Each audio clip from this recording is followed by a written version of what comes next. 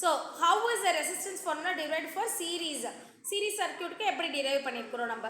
So உனக்கு circuit already தெரியும். So ammeter நம்ம எப்படி கனெக்ட் பண்ணணும், சீரிஸில் கனெக்ட் பண்ணணும், வோல்ட் மீட்டர் வந்து பேரலில் கனெக்ட் பண்ணணும். ஸோ கீ இருக்குது, பேட்டரி இருக்குது. ஸோ கரண்ட் ஃப்ளோ இண்டிகேட் பண்ணணும். ஸோ இது வோல்ட் மீட்டரில் இங்கே ப்ளஸ்ஸு மைனஸு, அதே மாதிரி இங்கே அம்மீட்டரோட ப்ளஸ்ஸு மைனஸு எல்லாமே மென்ஷன் பண்ணியிருக்கணும். ஓகேவா? ஸோ இப்போ என்ன பண்ண போகிறோம்னா, இன் சீரிஸ் சர்க்கியூட் உனக்கு தெரியும். ஸோ அப்போ கரண்ட் எப்படி இருக்கும், சேமாக இருக்கும். So let the current in the circuit is same. The current in the circuit is denoted as capital I. So total voltage is equal to எப்படி எழுதிக்கணும்னா, voltage in R1, voltage in R2, voltage in R3. So voltage in R1 என்னது, வோல்டேஜோட formula என்னது, V is equal to IR.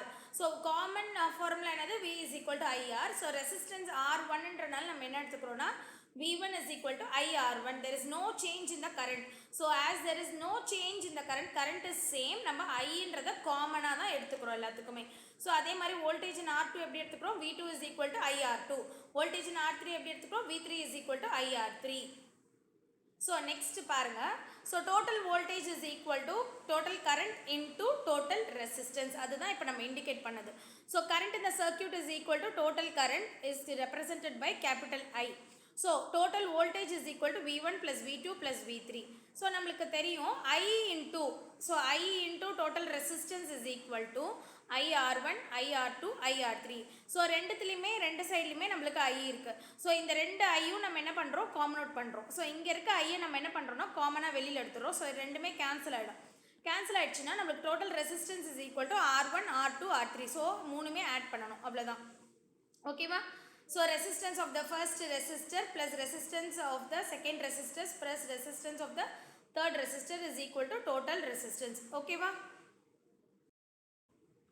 So resistance of three resistors is equal to total resistor. So more than one resistor are combined together to increase the resistance of the circuit. எதுக்காக நம்ம resistance add on பண்ணிட்டே போறோம்னா, so increase the resistance of the circuit.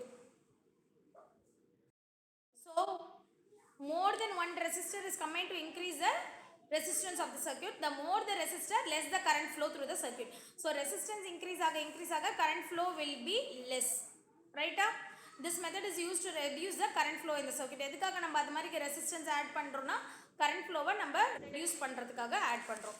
So in case of series, the total resistance is always greater than the series of the resistance of the resistor. So series la add பண்ணையில நம்மளுக்கு எப்படி இருக்கும், resistance greater than the resistance of the series, resistance of the resistors. Okay va? So resistance produced is highest when resistor are connected in series. So series la நம்ம resistor connect பண்ணையில அதோட resistance எப்பவுமே ஹையா இருக்கும். ரைட்டா? So ammeter எப்படி நம்ம connect பண்ணுவோம், இப்போதான் நம்ம சொல்லி கொடுத்தேன்.